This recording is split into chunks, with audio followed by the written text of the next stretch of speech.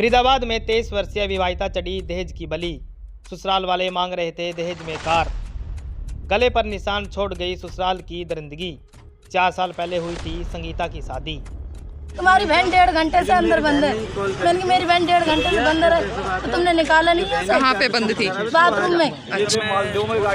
लड़की ने खुदकुशी करी है, उन्होंने हमारी जो भी है, लेकिन लड़की मेंटल डिस्टर्ब थी बहुत ज़्यादा। वो कई बार कहती थी कि मेरे ससुराल में इतना मुझे परेशान कर रखा कि मेरा मन करता है कि मैं खुदकुशी कर लूं। फरीदाबाद के सेक्टर 56 में 23 वर्षीय विवाहिता की दहेज के लोभियों ने जान ले ली। बता दें कि 4 साल पहले हुई थी संगीता नाम की लड़की की शादी। शादी के कुछ दिन बाद ही ससुराल पक्ष के लोग दहेज के लिए लड़की को तंग करने लगे। लगातार पिछले काफ़ी दिनों से लड़की अपने पिता और परिवार के अन्य लोगों को ससुराल में होने वाली प्रताड़नाओं के बारे में बताती थी। आज सुबह लड़की के पिता और परिजनों को सूचना दी गई कि पिछले काफ़ी देर से उनकी बेटी संगीता बाथरूम में बंद है और दरवाज़ा नहीं खोल रही। मौके पर जाकर जब परिजनों ने देखा तो मंजर कुछ और ही था। लड़के के गले पर रस्सी के निशान बने हुए थे और उसकी मौत हो चुकी थी। फिलहाल मृतका के शव को पोस्टमार्टम के लिए शहर के सरकारी अस्पताल में रखवा दिया है और पुलिस को शिकायत कर आगे की कार्रवाई की जा रही है। भावना जी, आपकी बहन के साथ क्या हुआ है? सर मुझे नहीं पता, मेरी बहन की तो मेरे को अंदर डेड बॉडी मरी हुई मिली थी। मुझे कुछ नहीं पता, मेरे घर तो उसके ससुराल वाले ही आए थे आपको बुलाने के लिए। हाँ जी। क्या कहा था?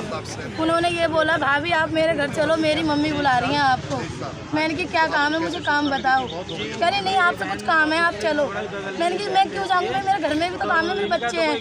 कहने लगी तुम्हारी बहन 1.5 घंटे से अंदर बंद है। मैंने कि मेरी बहन 1.5 घंटे से बंद है तो तुमने निकाला नहीं है? कहाँ पे बंद थी? बाथरूम में। अच्छा। उसमें बाथरूम के अंदर पहले से ही इतना बड़ा, जब मैं गई तो इतना बड़ा छेद था उसकी कुंडियों के पास। तब मैंने देखा उस छेद में से देखा तो मेरी बहन अंदर पड़ी हुई थी। फिर मैंने रोने लगी तो मैंने कि मेरी बहन को निकालो। उन्होंने निकाला और मैं कह रही मेरी बहन को हॉस्पिटल ले चलो तो कहीं की भी सुनवाई नहीं कर रहे थे ले जाने की। कितने बजे आपको बुलाने आए थे? मेरे को 10:30 बजे। 10:30 बजे। तो जब आप वहाँ पहुँचे तो हालत कैसी थी आपकी बहन की? हालत तो जी बिल्कुल ही मरी हुई थी वो। अच्छा। उसके अंदर तो कुछ भी नहीं था। तो जब आपने पूछा ये निशान थे उसके शरीर पे कोई? हाँ निशान गले पे था, वो बोल ही नहीं रहे, कुछ बता ही नहीं रहे थे। नहीं तो ससुराल वालों से पूछा आपने निशान किस चीज़ के हैं? तो उन्होंने क्या बोला? वो कुछ जवाब ही नहीं दे रहे, वो चुप है। अच्छा। उनके मुंह पे कोई रूला भी नहीं है तो उनको ये भी गम नहीं है कि हमारी जवान बहू मरी है घर से। तो क्या मांग करते थे आपकी बहन से? वो जी 4 पहिए की गाड़ी की मांग करते थे। लड़की बाथरूम में मुझे तो मरी मिली है, मेरे पास पहुंचा के आ रहा है। अच्छा, ड्यूटी छोड़ के बाथरूम में मरी हुई मिली है। मैं ड्यूटी छोड़ के गया हूँ, जब मैंने लड़की मेरे पास मेरी लड़की ने फोन कराया। अच्छा, पापा जल्दी आ जाओ। मैं गया हूँ तो देखा मरी पड़ी थी लड़की। क्या नाम था लड़की का? संगीता नाम है। कब शादी हुई थी? 4 साल पहले शादी हुई। लड़की से क्या डिमांड करते थे वे? उसकी गर्दन पे अभी भी देख के आ रहा हूँ। लड़की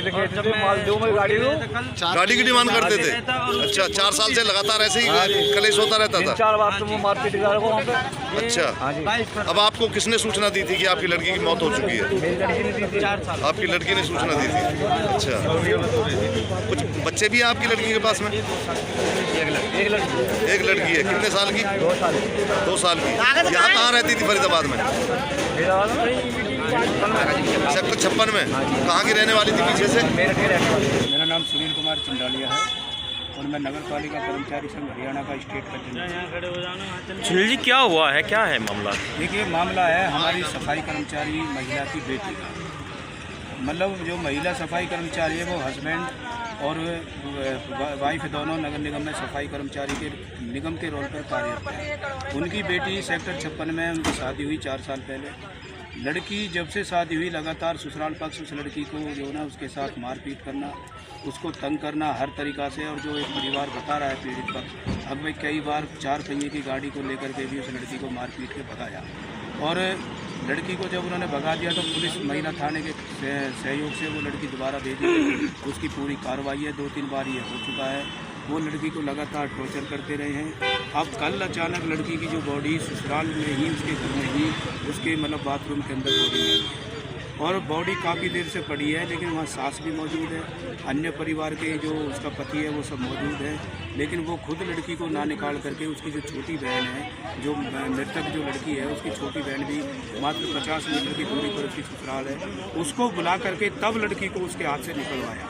इसका क्या मतलब बनता है? और फिर वो कल से अभी तक ससुराल पक्ष जो है एक बार भी बॉडी देखने बीके तक नहीं आए हैं, या मोर्चरी में भी बॉडी है।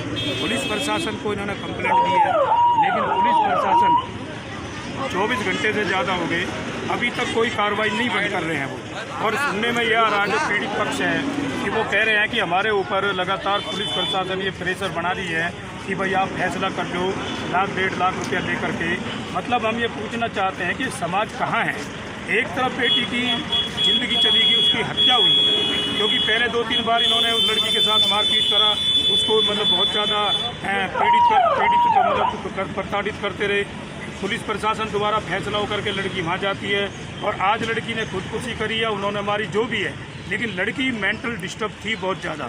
वो कई बार कहती थी कि मेरे ससुराल में इतना मुझे परेशान कर रखा कि मेरा मन करता है कि मैं खुदकुशी कर लूँ, लेकिन सारा परिवार वहाँ मौजूद है। लड़की की बॉडी टॉयलेट में, और सास ससुर उसका पति कोई इसको देखने तक भी नहीं जा रहा। ये न्याय कहाँ का है जो लड़की वहाँ मरी पड़ी है, वो देखने तक नहीं आ रहे। अब आप क्या कार्रवाई चाहते हम हो? ये कार्रवाई चाहते हैं इसमें कि जो न्याय संगत बात है, इसमें पुलिस ससुराल पक्ष के खिलाफ करे कार्रवाई, जो उचित कार्रवाई बनती है, क्योंकि पुलिस कह रही है जी पोस्टमार्टम रिपोर्ट आने पर कार्रवाई करेंगे। हम मानते हैं कि पोस्टमार्टम रिपोर्ट है, लेकिन जो उनके घर में बॉडी मिली है उस पर भी तो कोई कार्रवाई पुलिस प्रशासन उनके खिलाफ करे, दोषियों के खिलाफ, लेकिन पुलिस प्रशासन कोई कार्रवाई नहीं कर रही है। हम माननीय सीपी साहब से, एसीपी साहब से, पूरे पुलिस प्रशासन से, जिला प्रशासन से, क्योंकि ये केवल एक लड़की का मामला नहीं है, ये जो लड़की के माँ और बाप है वो हमारे कर्मचारी भी हैं, और हम कर्मचारियों के नेता भी हैं। समाज का, कर्मचारियों का ध्यान रखना हमारी जिम्मेदारी है। नैतिक तौर पर हम ये मांग करते हैं माननीय जिला प्रशासन से और सीपी साहब पुलिस प्रशासन से कि तुरंत प्रभाव से इसका संज्ञान लेकर के जो उचित कार्रवाई बनती है वो दोषियों के खिलाफ करें। और ये पीड़ित परिवार का कहना है कि जब तक हमारे को न्याय नहीं मिलेगा, जब तक हम पोस्टमार्टम नहीं कराएंगे, ना ही बॉडी लेंगे।